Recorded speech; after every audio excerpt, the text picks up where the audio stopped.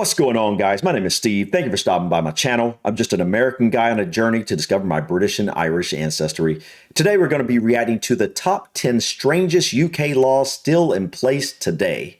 You know, the other day, I reacted to a video about some of the weird laws that are still around in America, and it got me thinking that since you guys in the UK have such a longer history than we do over here, I'm sure your laws are even crazier than ours. Because, when it comes to British history, you guys go back over 1,000 years easily. And so to think about some of the crazy laws that may have been created, many hundreds, even 1,000 years ago over there, it's really interesting to think about what some of these weird laws may be. So anyways, guys, let's go ahead and check out what are the strangest laws you guys have in the UK.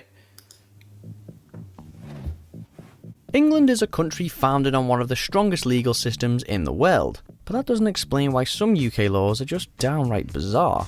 Welcome to WatchMojo UK, and today we'll be counting down our picks for the top 10 strangest UK laws which are still in place today. Before we begin, if you enjoy this video, be sure to subscribe for more great content. For this list, we'll be counting down 10 historic laws from Britain's past that are technically still around, even though they really make no sense. Number 10. Being drunk in possession of a cow. There are some things you shouldn't do while you're under the influence of alcohol. For example, the Licensing Act of 1872 states that it's illegal to be found drunk whilst handling a cow, horse... 1872? I thought he was going to say something like, 1400 or something like that. Because 1872, that's a while back, but that's kind of recent, to be honest. Sheep, firearm, and steam engine. Now, while they do sound like things to be kept out of drunken hands, you must wonder just how applicable this law is, and whether it came to be during a time when drunken horse riders and train conductors were at a critical level. I'm trapped under a cow! Alright, he's okay. Look, get the cow off the boat, please! Not okay! Number 9. Impersonating a Chelsea pensioner. It's only right that the brave men and women who go to war for their countries are venerated as such, which is why in 1682 King Charles II founded the Royal Chelsea Hospital in London. The 66-acre site was meant to serve as a nursing and retirement home for English soldiers with at least 12 years of service. However, people began to abuse this privilege by pretending to be veterans, in some cases stealing the distinctive red uniforms the veterans wore. This led to the passing of the Chelsea Pensioner Law in 1695, which still exists today, 400 odd years later. Number 8. That one, that's like an obvious one. That's not one that's weird to me. It shouldn't be allowed to impersonate a veteran and then go and steal a place basically at their nursing home. Speaking of the Chelsea pensioners, I've been recommended a while back to check that out, and I didn't really know what it meant or what it was, but that sounds interesting. I'm gonna have to look into that hospital. Isn't that what it's called? I'll have to look into that. Legal trespassing. Trespassing is one of the oldest laws in existence, and the rules are clear. If it's not your property, stay off.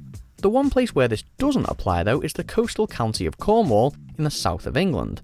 A law was put into place in 1603 which allowed men known as balkers to legally enter other people's property in order to shout fishing boats, directing them to schools of fish. Oddly, this act still exists today, even though modern fishing methods have rendered balking obsolete. Number 7. That made sense at one time. I'm sure they needed that at one point, but yeah, I don't know why they wouldn't get rid of that law. But that one I can definitely see. It's interesting how these laws begin, Landlord powers. Few things are more annoying than having to pay rent to a pushy landlord. However, we may not realise just how good we've got it. An ancient law originating in 1297 states that should a landlord feel that a tenant is behind on the rent, then it's fine for them to take any of the tenant's possessions to settle the debt. Obviously, this would cause far more harm than good, and newer ownership laws have superseded it, but the act does still exist in the Magna Carta and has never been officially repealed. Ventura. Yes, Satan. Number 6. That one, So he said if they feel. So technically if the landlord didn't have proof, if he couldn't prove it, then the landlord could feel this way and then go in and take his stuff. That's, ugh, man, I'm glad that's not really being applied today, but that's interesting that still hasn't, still technically a law. Pigsty. Messy neighbours can often be a hassle to live with, but this act from 1897 shows just how bad things were for the house-proud in 18th century England. The Town Police Clauses Act makes it clear that anybody who owns a pigsty is committing an offence by keeping their swine in the front yard. Please get rid of that pig! Oh, you're gonna love him! Look, he does an impression of you! This act is still in play. However, for anyone who is interested in creating a pigsty on their doorstep, there are a few workarounds. So long as the sty is properly enclosed and hidden from view by a wall, then it is permissible. Oh, it's leaking! It's not leaking, it's overflowing. He filled up the whole silo in just 2 days? Well, I helped. Number 5. The Welsh and the Chester city limits. Despite being next door to each other, there is a truly odd law regarding Welshmen within the city of Chester. The law prohibits that no person from Wales is permitted to enter Chester before sunrise, and any Welsh person within the city limits must leave before sunset, under penalty of death. What? The law originates from 1403, and it was imposed by Henry V following the Glyndŵr Rebellion in 1400, which saw Wales try to gain independence from England. Obviously, this law is never enforced, but like many other entries in this list, it is a law that has never been overturned. Number 4. That's crazy because, I mean, technically, again, like, even if it's not enforced, the fact is it's still on the books. So, I mean, obviously, I'm like 99.999% sure it would never be enforced, but the fact that it potentially could, I guess, is just, that's kind of weird. That's kind of crazy. Beached whales. As decreed in a 14th century act called the Prerogative Regis, all whales and sturgeon fish washed ashore must be offered to the reigning monarch, who will decide what to do with them. This bizarre law is still upheld to this day, and when in 2004 a fisherman named Robert Davies caught a 10-foot sturgeon in Swansea Bay, Wales, he promptly contacted Buckingham Palace to offer it to the Queen.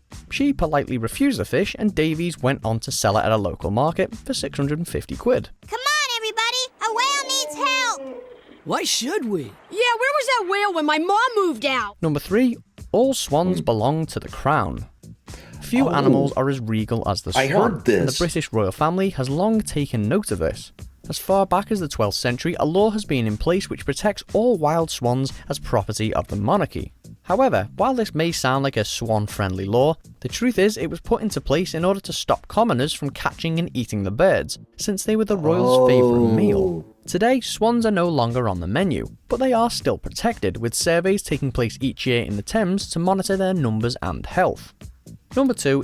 So technically, the monarch owns all swans in the UK. Like, I kind of heard that a while back, but I didn't really think that was a thing. But that's kind of interesting that they literally own all these birds. I mean, that's really interesting. It's illegal to be drunk in a pub. What? One of the most sacred of British institutions is kicking back with a few pints in the local pub, which is what makes this next law so outrageous. Under Section 12 of the Licensing Act 1872, any person who is found to be drunk in a licensed premises, such as a bar or pub, is technically in violation of the law. Furthermore, the same act states that it is illegal for a bartender to knowingly serve more alcohol to someone who is already intoxicated. Yeah, right. I think somebody needs to go home. I'm not that drunk, sir. Number 1. Okay, that one is crazy. Like, seriously. I mean, obviously that isn't enforced, I guess, but the fact that that is a law. Now, that is a really weird one because, I mean, generally speaking, from what I have ever known in my entire life, most people go to the bar. You go to the socialized, number one, obviously, but let's be honest, most people from time to time go there to get drunk. And, a pub, I learned that a pub isn't technically the same thing as a bar because a pub is more like it was described to me like a bar is more of an adult drinking place and a pub is more of a family-friendly hangout that serves food but also serves alcohol. So I guess I could see that a little bit more at a pub, but he said a bar as well. So that's really interesting. I'm going to guess that no one in modern times has ever had that enforced on them, whether they're the bartender or the patron. But that's interesting that that is actually a law. Wow. 1. Suits of armour in Parliament. The image of the Arthurian knight charging into battle is one of the most legendary in all British history, but chainmail and broadswords weren't just reserved for the battlefield, they also saw some use in the political arena too. However, the 1313 statute forbidding bearing of armour was put into place by King Edward II, as following years of political turmoil, several of his cabinet had opted to settling their differences through brute force rather than intellectual debate.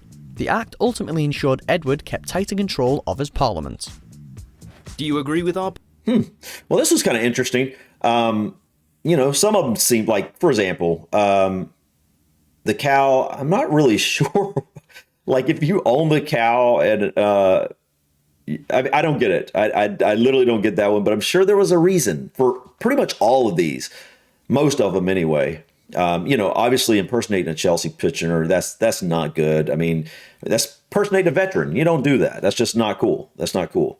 That made sense at one point. Yeah, but generally speaking, I think most of these make sense. But I think a couple of these were really, really interesting to me. Like, especially this one right here. I mean, I won't get over that. Like, it's technically illegal to be drunk in a pub. Anyways, guys, thank you so much for stopping by. Please let me know if you have any other ideas or suggestions about what weird laws may be in the UK. And I'd love to hear about them. So if you could, please share those in the comments. And don't forget to subscribe to continue to follow me on my journey to discover my British and Irish ancestry. Until next time, guys, peace.